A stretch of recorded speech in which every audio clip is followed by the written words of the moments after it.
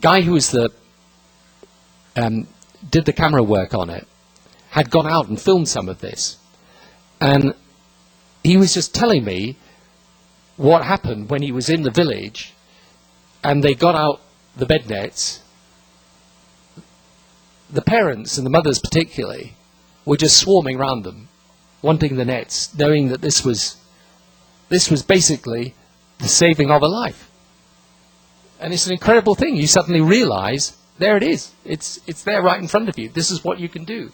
So I hope through the foundation that we can combine with people of the different faiths to rally people to this cause of humanity, this cause of social and spiritual compassion.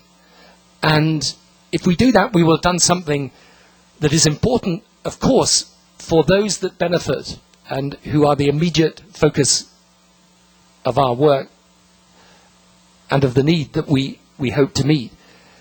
But I think we can do something else through that as well, which is to say to people in the world today, you will be able to see splattered across the headlines of the world all the bad things that can be associated with a religious faith, all the divisions and conflict and dislike and ignorance and fear and hatred even. But here is something where people of religious faith have come together, have worked together, and have demonstrated that their faith calls upon them to do something humane and decent, and something that will change the lives of people, and through changing the lives of people, change the world. And I hope the 21st century, which will be a century of greater and greater integration, is a century where spiritual and religious faith has a role and a part in humanizing that globalization, in giving it some structure of values, some convictions and beliefs, that there is something more important than you, and a calling that is higher than any calling that is of a human kind. And so I hope very much through the work that the Foundation does that we will be able to educate each other, be respectful of each other, and through an interfaith encounter based on action, help not just those in need, but help the world to see that spiritual faith is part of progress, is part of the future, is not just a part of our tradition and history, but as a role of a positive nature to play in shaping the world in which we live. Thank you.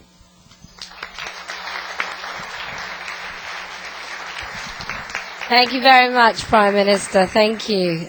Our final panelist is Shaykh Hamza Yusuf, who has been described as arguably one of the most influential Islamic scholars in the West. He advises many governments on various issues regarding Islam, and has worked to find ways to build bridges between the West and the Muslim world. Over to you. Thank you very much. Bismillah ar-Rahman ar-Rahim. Salatu wassalamu ala Sayyidina Muhammad. First of all, when I was asked to participate, I was explained about malaria no more, and I was reminded of the Prophet ﷺ, who said that he was invited to, there was an alliance of virtue in the pre-Islamic period that had he been called to it in the Islamic period, he would have answered. And he argued in that Muslims should be engaged in any worthy cause, that's really part of the religion, irrespective of who is behind the cause. If the cause is a worthy one, then the Muslims should be behind that cause. And malaria is something, for me, it's a personal thing. I lived in West Africa, and I actually had malaria. And I recall many nights of really intense fever, and the headaches and the pain that goes with really being sick in that way. And it's such a debilitating illness. I mean, it's quite stunning how you can be reduced from being healthy and vital and feeling full of energy to literally being reduced to not even being able to talk, really. It's hard to even utter words. But malaria is really quite a common occurrence where I was. People suffer remittent fever. We have a lot of words in English that aren't used anymore, like tertian fever. I studied homeopathy, and in the 19th century homeopathic textbooks, there's so much about malaria, because people tend to forget that the United States had a major problem with malaria in this country. The southern states were afflicted with malaria, but also the north. And people tend to think malaria is a disease of hot climates. 1922, there was a malaria outbreak in Alaska that killed several people from Alaska. England in the 15th, 16th, and 17th century had a major problem with malaria.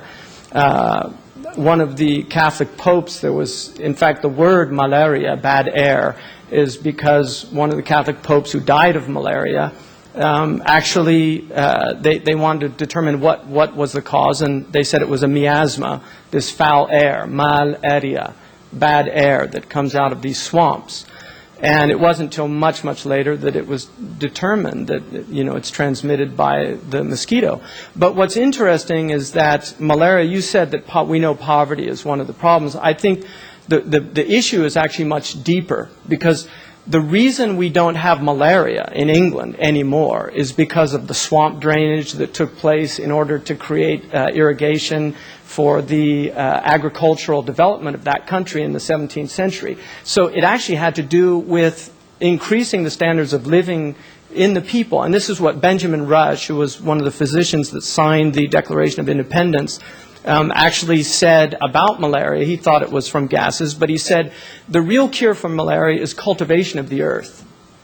Because he said when you take noxious air, when you take foul moisture in the earth, when you drain the earth, when you grow things that are beneficial to the earth and cultivate the earth becomes healthier. And this is quite accurate, despite the fact he did not know the real causes of malaria. It's actually quite an accurate reason why we no longer have malaria in the United States. We have a few outbreaks that are caused by sometimes Mexican migrant workers bring malaria over and a mosquito because they're vectors. So a person with malaria can actually give a mosquito malaria, which is quite interesting. And then go on to give it to somebody else. So one of the problems with dealing with malaria is the fact that it's been looked at as a biomedical problem. But the reality of the problem is that it has much more to do with socioeconomic circumstances.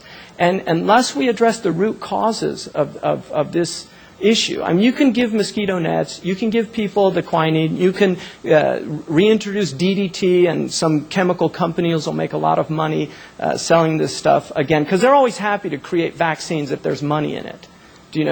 But when you really look at the crises, we have a global crisis now, and this was something that Brandt identified back in the 70s, I think, the southern and northern disparities of wealth. We have, out of the 40 countries that the World Bank says need to have debt relief, 32 are sub-Saharan. And in those 32 countries, 90% of the mortality of malaria is in those countries, 90%.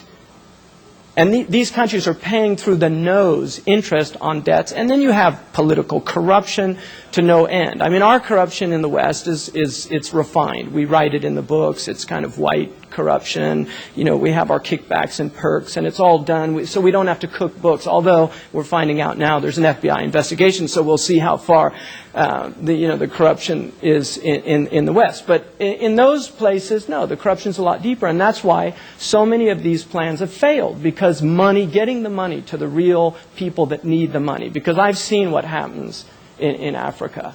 I've lived it. I've seen what happens. There's so much money that is given. And that's why we have systemic problems. We have political problems. We have what I think Gandhi said it best. And I was on the way here to the airport. I saw a little bumper sticker. I've never seen Gandhi quoted on a bumper sticker. But I was thinking about Gandhi this morning. And there he was on a bumper sticker. And I was wondering how he would feel about being on a bumper sticker now. But, Gandhi said that we have a world in which we have wealth without work. We have people that are acquiring wealth through the work of others. So we get to real class problems because we have serious class problems. And I'm by no means a Marxist. I don't like Marxism. But that is a major problem that communism tried to address. We have knowledge without